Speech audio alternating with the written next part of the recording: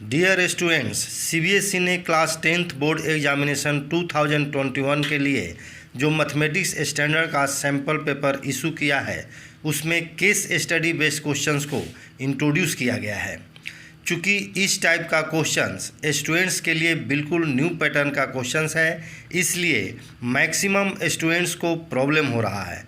बहुत सारे स्टूडेंट्स ने इसके सॉल्यूशन का डिमांड किए हैं, तो आइए इन क्वेश्चंस को सॉल्व करते हैं। केस स्टडी पर बेस्ड जो क्वेश्चंस है वह है सेक्शन 2 में है, यानी फ्रॉम क्वेश्चन नंबर 17 to 20।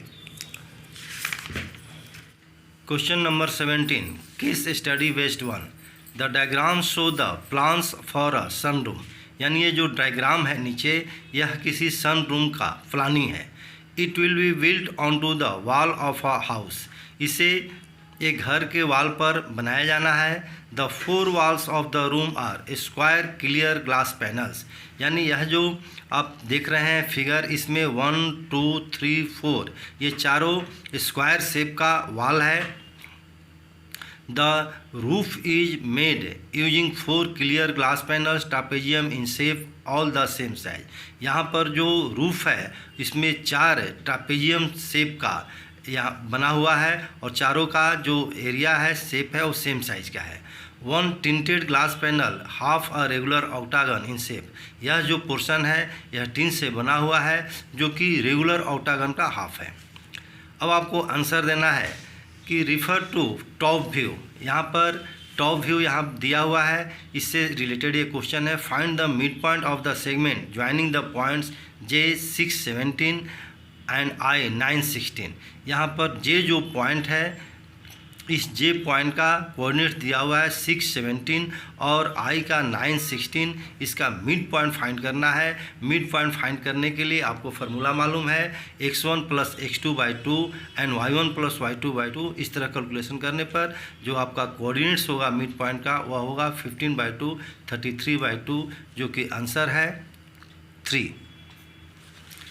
17 का जो सेकेंड पार्ट है यह है refer to top view the distance of the point P from the y axis, यहाँ पर पॉइंट P है, इस P पॉइंट का y एक्सिस से डिस्टेंस कितना है।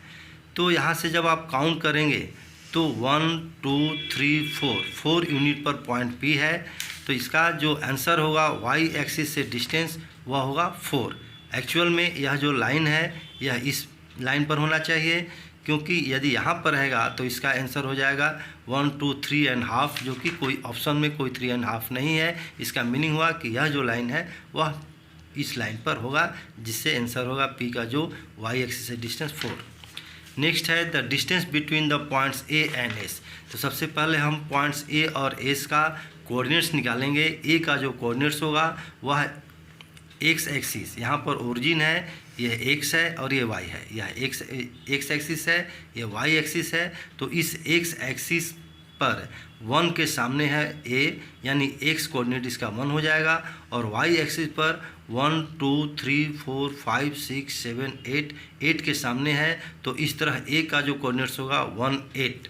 और नेक्स्ट पॉइंट है s का जो कोऑर्डिनेट्स होगा, इसमें देखिए यहाँ पर x एक्सिस से 1 2 3 4 5 6 7 8 9 10 11 12 13 14 15 16 17 एंड 17 के सामने है, और y एक्सिस से 8 के सामने। तो इसका जो कोऑर्डिनेट्स होगा वह होगा 17 8। इस तरह दोनों पॉइंट्स का कोऑर्डिनेट्स मालूम हो जाने पर आप इसका जो डिस्टेंस है वो फाइंड कर सकते हैं। वह होता है x2 - x1 का whole square plus y2 - y1 का whole square under root.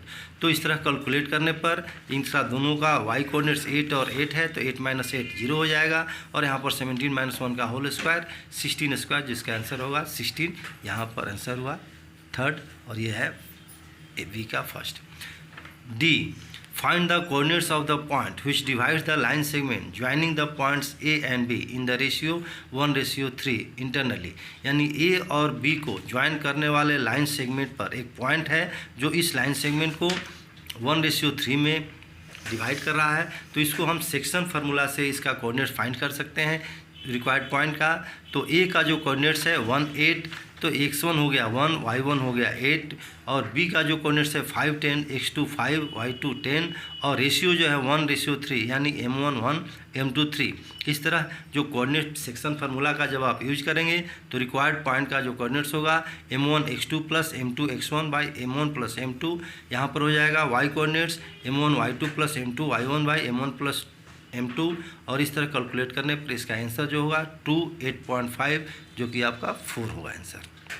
Next question, if a point xy is equidistant from the Q 9, 8, A 17, 8, तो इसे आप तो सिंपली बना सकते हैं कि इस पॉइंट का जो दोनों पॉइंट से डिस्टेंस सेम है तो डिस्टेंस फार्मूला से आप डिस्टेंस निकाल लीजिए। इस पॉइंट का Q से डिस्टेंस होगा 9 minus x whole square plus 8 minus y whole square under root equal to under root 17 minus x whole square और 8 माइनस वाई होल स्क्वायर। इस तरह आप जब सॉल्व करेंगे तो दोनों तरफ स्क्वायरिंग करने पर रूट हटाइए और ये कैंसिल हुआ और जो आपका फाइनली जो आंसर आएगा x माइनस 13 इक्वल टू 0, ये हुआ 4 नहीं, यहाँ आंसर होगा second x minus 13 equal to 0। Question number 18 is study based to scale factor and similarity.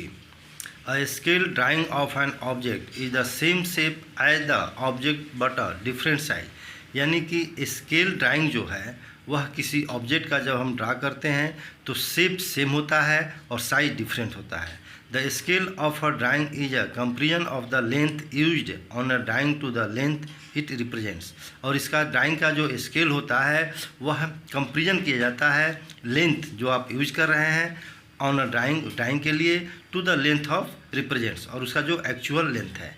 The scale is written as a ratio, scale को रेशियो में लिखते हैं। अब सिमिलर फिगर को डिफाइन कर रहा है कि the ratio of two corresponding sides in similar figure is called the scale factor. यानी सिमिलर फिगर्स के दो कॉरस्पॉन्डिंग साइड्स का जो रेशियो है वह स्केल फैक्टर कहलाता है। यानी scale factor equal to length in image में जो लेंथ है वह divided by corresponding length in object का जो एक्चुअल लेंथ है वह। If one shape can become another using resizing then the shape are similar. कह रहा है कि किसी भी शेप का जो फिगर है इसका यदि साइज हम बढ़ाते हैं या छोटा करते हैं फिगर दोनों होता है वह सिमिलर होता है। नेक्स्ट, यदि हम किसी फिगर को रोटेट कर रहे हैं टर्न कर रहे हैं तब भी वह सिमिलर होता है, सिमिलर ही रहता है। और फिर रिफ्लेक्शन जो होता है इमेज या फ्लिप करने पर जो फिगर आप प्राप्त करते हैं वह भी सिमिलर होता है। और नेक्स्ट स्लाइड करने पर, यहाँ पर ये ओरिजिनल पोजीशन में है, यहाँ स्लाइड करने पर भी फिगर सिमिलर होता है। Hence two shapes are similar when one can become the other after resize flip slide और टर्न। यानी दो शेप जो होता है डिफरेंट वह सिमिलर होता है यदि उनका साइज केवल छोटा बड़ा हो यानी डिफरेंट साइज हो या उस फिगर को फ्लिप कर दिया जाए या स्लाइड कर दिया जाए या टर्न कर दिया जाए तो फिगर जो होता है वो सिमिलर होता है। अब इस पर बेस्ड जो क्वेश्चन है, फर्स्ट क्वेश्चन है a model of a boat is made on the scale of 1:4। यानी बोट का जो स्केल है वह 1:4 है। 1:4 का मीनिंग क्या हुआ कि 1 जो ड्राइंग में यूज किया गया है मॉडल का है और ये जो 4 है वो एक्चुअल है। The model is 120 centimetre length long, यानी मॉडल का जो लेंथ है वो 120 सेंटीमीटर है। The full size of the boat has a width of 60 centimetre और जो एक्चुअल विड्थ है बोट का वह है 60 centimetre. What is the width of the scale model. अब स्केल में उसका विड्थ कितना होगा तो यहाँ पर स्केल है 1:4 तो 1:4 हो गया। फिर आपको फाइंड करना है what is the width of the scale. Scale में यदि आप स्केल विड्थ सपोज कर रहे हैं x और एक्चुअल जो विड्थ है वह है 60 तो x/60 हो जाएगा। तो 1/4 इक्वल टू x/60 कैंसिल करने पर x का जो वैल्यू आया वह 15 सेंटीमीटर, यानी इसका थर्ड ऑप्शन होगा। नेक्स्ट है what will effect the similarity of any two polygons. कह रहा है कि यदि कोई टू पॉलीगन सिमिलर है तो इसका मीनिंग क्या हुआ। दे आर फ्लिप्ड हॉरिजॉन्टली उनको यदि फ्लिप किया जाए तब सिमिलर हो सकता है, यहाँ पर दिया हुआ है कि फ्लिप करने पर सिमिलर होगा। नेक्स्ट है they are dilated by a scale factor, यदि स्केल फैक्टर से रिलेटेड है तभी सिमिलर हो सकता है, ये भी ट्रू है। दे आर ट्रांसलेटेड डाउन, यहाँ पर भी दिया हुआ है कि ट्रांसलेट करने पर भी वो सिमिलर हो सकता है। They are not the mirror image of one another, यह कह रहा है कि वह एक दूसरे का मिरर इमेज नहीं हो सकता है, ये गलत है, क्योंकि मिरर इमेज होने पर भी सिमिलर फिगर हो जाता है, जबकि यहाँ कह रहा है कि मिरर इमेज होने पर वह सिमिलर नहीं होगा। तो आंसर हुआ इसका 4। नेक्स्ट है, if two similar triangles have a scale factor of A/B, यानी सिमिलर ट्रायंगल का स्केल फैक्टर दिया है A/B, यानी A जो है वो मॉडल का हुआ, ड्राइंग का हुआ, और सेकेंड B जो है वो एक्चुअल है। Which statement regarding the two triangles is true, कौन सा स्टेटमेंट ट्रू है?